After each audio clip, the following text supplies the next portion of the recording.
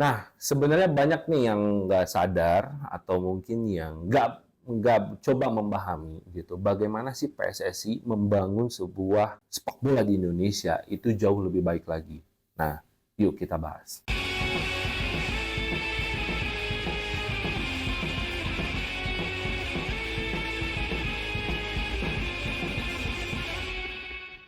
Nah, sebenarnya kalau kita perhatiin, pembangunan sepak bola Indonesia itu dimulai dari zaman Pak Edi Rahmayadi, yaitu ketika pelatih timnas itu ada Luis Milla.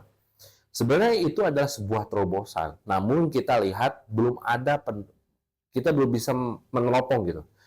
Kedepannya itu seperti apa gitu kan? Karena yang penting gimana caranya kita mendapatkan pelatih yang bagus sehingga ada fundamental yang didapatkan oleh pemain lokal gitu loh. Dan terbukti akhirnya lahirlah beberapa pemain yang pada saat itu yang dilatih oleh Luis Milla itu cukup menjanjikan. Salah satunya adalah ya kita kenal adalah Ezra Walian ya, terus juga ada Febri Haryadi gitu kan, terus juga ada Rezaldi Hehanusa gitu, Rizky Ridho, Rahmat Irianto. Nah itu pemain-pemain yang rata-rata dididik dan dilatih oleh Luis Milla. Dan pada saat zaman itu, Luis Milla, kita lihat ya, dari sisi permainan menampilkan permainan-permainan cantik gitu. Ya mau ya udah pastilah, namanya juga pelatih Spanyol,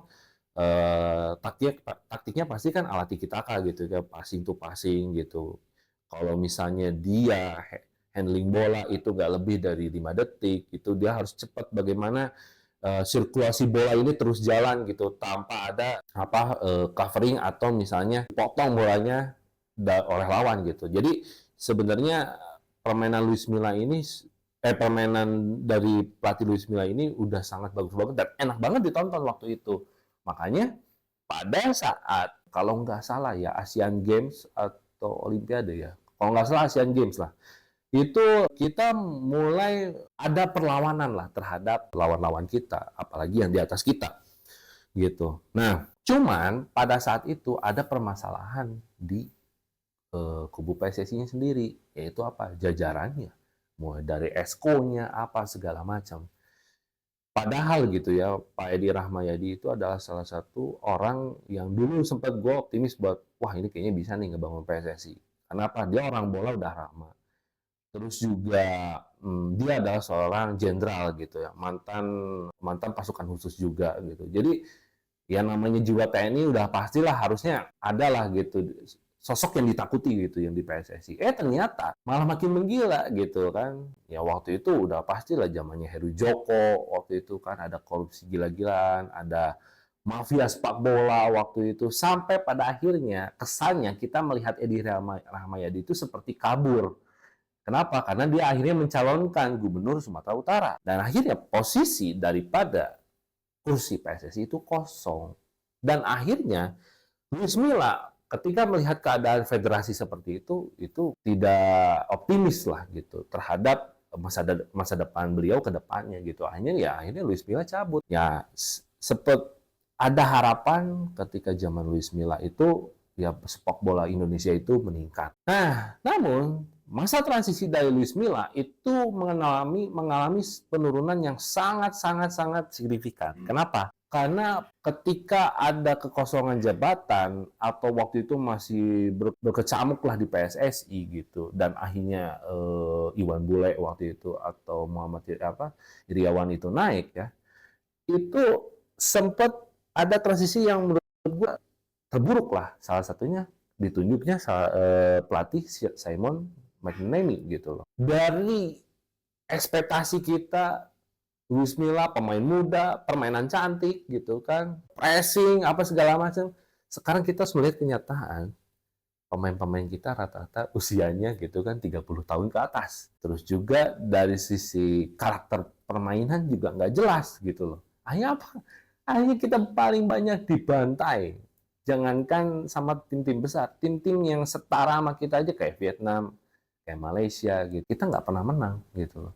Sampai akhirnya yang terburuknya adalah pemecatan dari pelatih Simon McManamy gitu. Nah, itu memang transisi yang sangat buruk lah. Dan itu paling buruk kok. Oh, gue rasa gitu ya. Di antara semua pelatih Indonesia mungkin itu yang paling jeblok gitu prestasinya gitu. Nah, setelah Simon McManamy, kemudian mungkin pas kepemimpinan di bawah Iwan Bule, gue melihat, oh ini kayaknya kita mesti butuh yang namanya terobosan.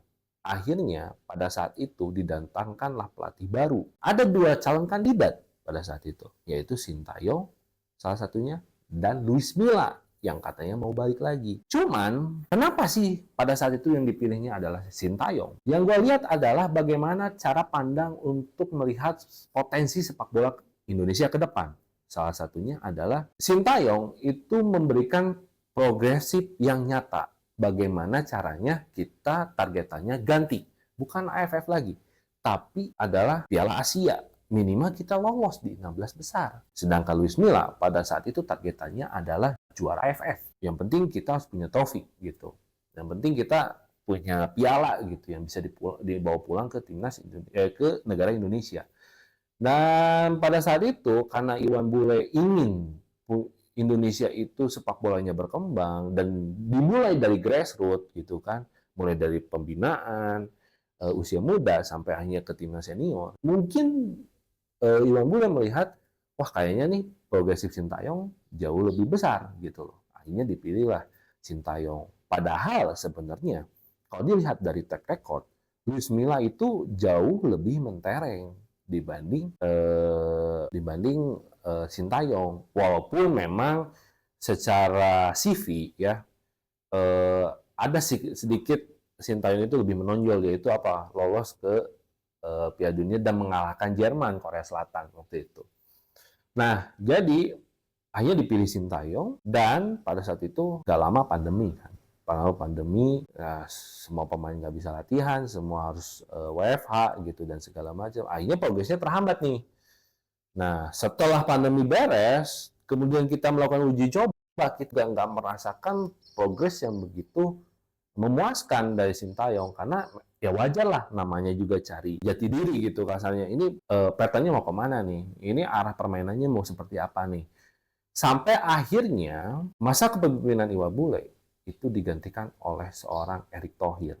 Nah, inilah yang menurut gua gitu ya. Pak Erick Thohir ini adalah salah satu orang yang berhasil mendisrupsi sepak bola Indonesia. Tidak hanya berbicara bagaimana strukturisasi kita ke depan, tapi bagaimana caranya kita membuat sebuah lompatan gitu. Nah, ini yang menarik dari Erick Thohir gitu. Dan pada saat itu kebetulan sebenarnya kalau balik lagi nih, sebenarnya Sintayong ini kan bukan pelatih keinginan dari Erick Thohir sebenarnya.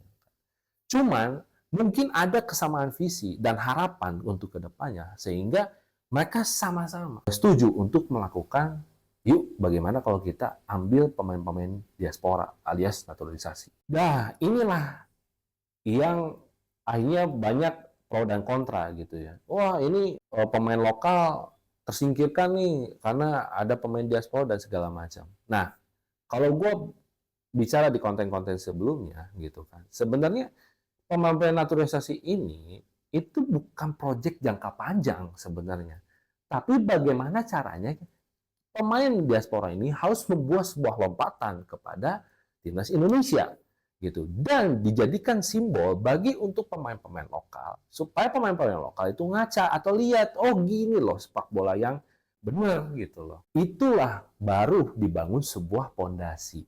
Pondasinya di mana? Bangunlah pembinaan usia dini.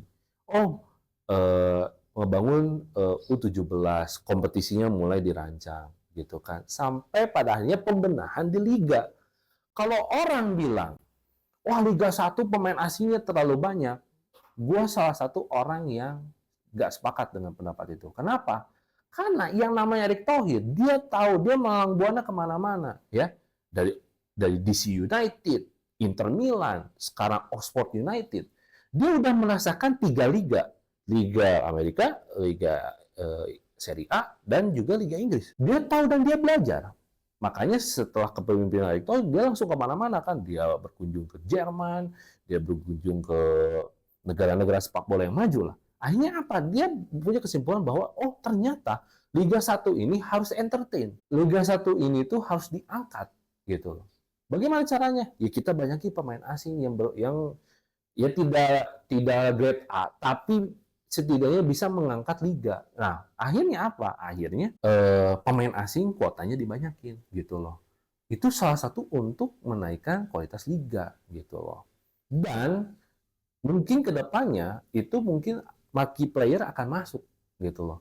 Jadi nggak hanya pemain-pemain grade B aja gitu. Ketika kualitas liga bagus gitu ya, ketika kualitas liga bagus nih, nah diharapkan timnas juga bisa kena dampak karena baik lagi masalah infrastruktur. Jadi itulah mungkin ya bisa dibilang sebagai pattern kita dari PSSI ke depannya gitu loh. Itu yang gua baca dan baik lagi ini adalah apa ya, analisis atau rangkuman dari diri gua pribadi supaya apa? Supaya kita melihat oh ini loh rencana PSSI ke depannya gitu loh. Jadi walaupun kita punya mimpi, tapi kita jangan sampai melupakan realistis kita itu keadaannya seperti apa gitu loh. Kalau kita bicara Piala Dunia, ya yang seperti apa dulu gitu loh. Layak nggak kita masuk Piala Dunia? Ya berarti kan jawabannya kita harus kuasai Asia dulu. Oke. Nah, jadi itu teman-teman yang bisa gue sampaikan. Mudah-mudahan video ini bermanfaat. Klik like, komen, dan subscribe untuk channel ini. Dan gue memohon banyak dukungan dan support dari kalian supaya gue bisa lebih semangat untuk bikin konten tersebut. Oke, see you next time.